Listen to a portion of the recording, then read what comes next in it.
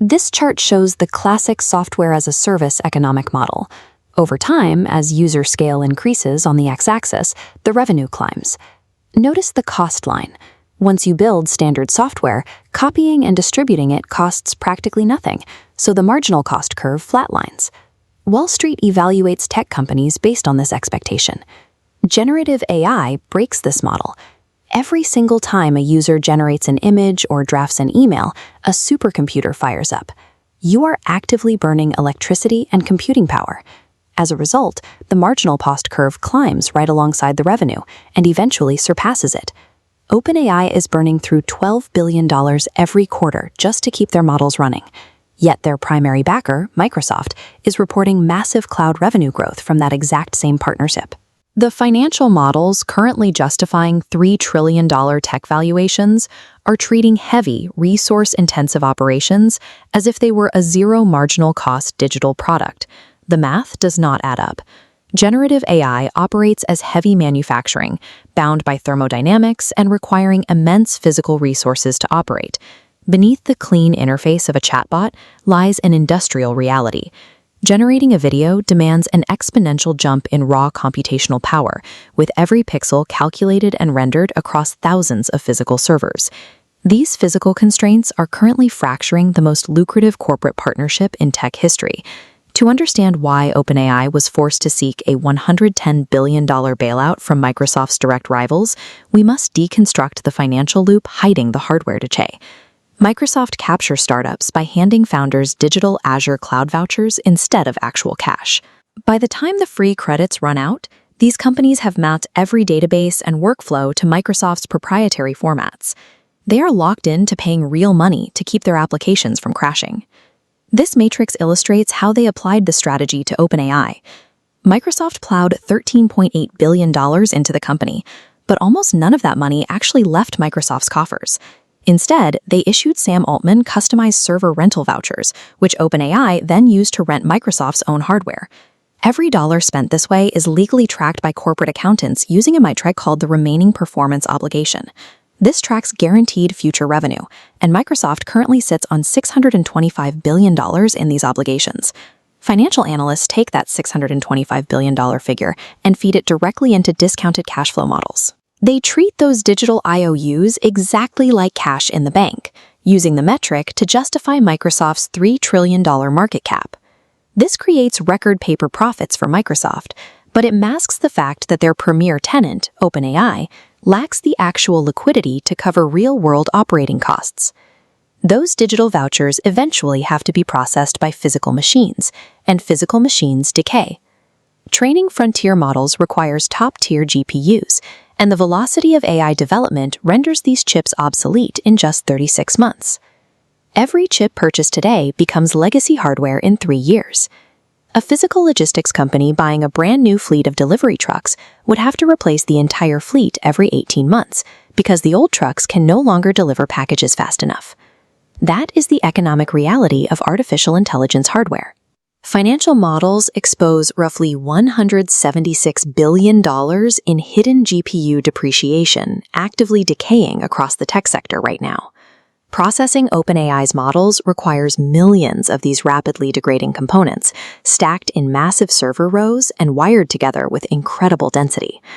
Microsoft keeps its current quarterly spending low on paper by spreading these massive server costs over a 6-year accounting window. They are booking record profits today by ignoring the physical decay of their own hardware. When the actual replacement cycle hits the balance sheet, the capital expenditure bill will explode. Producing replacement chips hits a physical bottleneck in Taiwan. TSMC produces 90% of the advanced silicon on Earth, and corporate demand currently outpaces their physical factory capacity by a factor of 3. You cannot speed up the extreme ultraviolet lithography process or skip the hyper-specialized vacuum cleanrooms. Beyond the silicon, a single gigawatt data center requires thousands of models of thick copper wiring. Global mines in South America are struggling to extract enough raw material from the earth to meet this demand, breaking baseline construction budgets. Once the facilities are built, they face a severe thermodynamic limit. Standard air cooling systems max out at modern rack densities. The heat generated by thousands of GPUs running simultaneously is enough to damage the hardware. To keep the servers online, hyperscalers are forced to transition to direct-to-chip liquid cooling. Engineers must bolt metal cold plates straight onto the hottest silicon, threading miles of pressurized coolant pipes directly over active motherboards. This plumbing doubles the initial build cost and introduces millions of dollars in silicon risk from a single leak. These liquid systems require massive amounts of input. Hyperscale facilities drain up to 5 million gallons of potable water every 24 hours. The strain on municipal water supplies is so intense that local city councils across Florida and the Midwest are passing emergency moratoriums on new data center permits to protect their citizens' drinking water.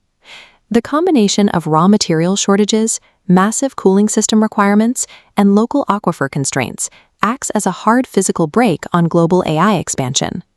Maintaining this infrastructure requires more capital than the current software business model generates.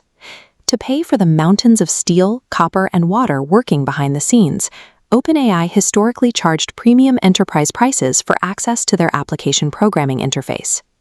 This terminal view illustrates the disruption. Foreign competitors bypassed the trillion-dollar server rollout using a technique called model distillation. Instead of training architectures from scratch, they purchased API access to OpenAI's best models, asked millions of advanced coding and math questions, and captured the answers.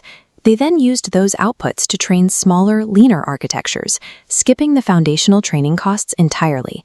This triggered a global price war. DeepSeek matched the performance of American frontier models and dropped the exact same token package from $1.75 down to just 28 cents. Overnight, OpenAI's premium margins evaporated. Microsoft faces a similar unit economics failure on the consumer side. They charge a flat $30 a month for Copilot integration in Office software. Because generative AI lacks zero marginal cost scaling, that flat fee doesn't even cover the baseline electricity required when power users actively use the server capacity. Developers are now routing 90% of their standard daily tasks to cheaper foreign alternatives, using OpenAI strictly for rare, complex reasoning. This commoditization strips away the high-margin volume OpenAI needs to survive, rendering their hidden hardware debt unserviceable. Sam Altman saw the math breaking. He knew the existing loop of Azure Cloud credits could never finance the physical compute necessary to stay ahead. He engineered an escape route called Project Stargate. The plan involved severing the Microsoft partnership and securing $500 billion to construct an independent network of massive data centers, beginning in Abilene, Texas. These independent facilities required 10 gigawatts of dedicated power, demanding a specialized expansion of the regional electrical grid. When private investors and major banks opened the disclosures, they ran the numbers on OpenAI's quarterly deficit, factored in the thermal engineering shortages, and tallied the permit delays. Wall Street refused the $500 billion gamble. The collapse of Project Stargate proved OpenAI lacks the capital to build its own physical fortresses.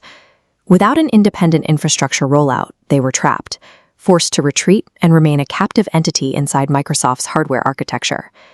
Traditional Silicon Valley venture capital firms do not possess the liquidity required to write a $50 billion check to cover a heavy industry deficit in a single afternoon. Cornered by the domestic banking sector, Altman flew to the United Arab Emirates. He pitched sovereign wealth funds in Abu Dhabi on an $830 billion corporate valuation, requesting $50 billion in hard cash to bypass the American banks. But frontier artificial intelligence is classified by the Pentagon and federal regulators as critical national security infrastructure. Because the technology is treated structurally like a weapons system, the Committee on Foreign Investment in the United States watches every move. The government intervened, blocking the Middle Eastern sovereign funds and forcing previous Saudi investors to fully divest from Altman-backed hardware startups. Barred from accepting foreign sovereign bailouts and starved of domestic banking liquidity, every remaining financial lifeline for OpenAI was cut. As expansion froze and budgets vanished, operational costs forced a pivot to survival. OpenAI throttled compute access to save cash, causing ChatGPT responses to lag for everyday users as the underlying server utilization reached its breaking point. In late February, OpenAI did the unthinkable. To keep the lights on, they secured a $110 billion bailout led by SoftBank, NVIDIA, and Microsoft's primary cloud rival, Amazon. This map shows the true cost. OpenAI agreed to funnel capital straight into Amazon Web Services, cannibalizing Azure. Microsoft fed OpenAI billions in credits, yet OpenAI moved across the street. Microsoft is left holding decaying hardware liabilities, while their tenant integrates with competitors. The fracture between Microsoft and OpenAI exposes a structural failure in the current tech bubble. It proves that the industry remains constrained by the brutal economics of silicon, steel, and physical power grids.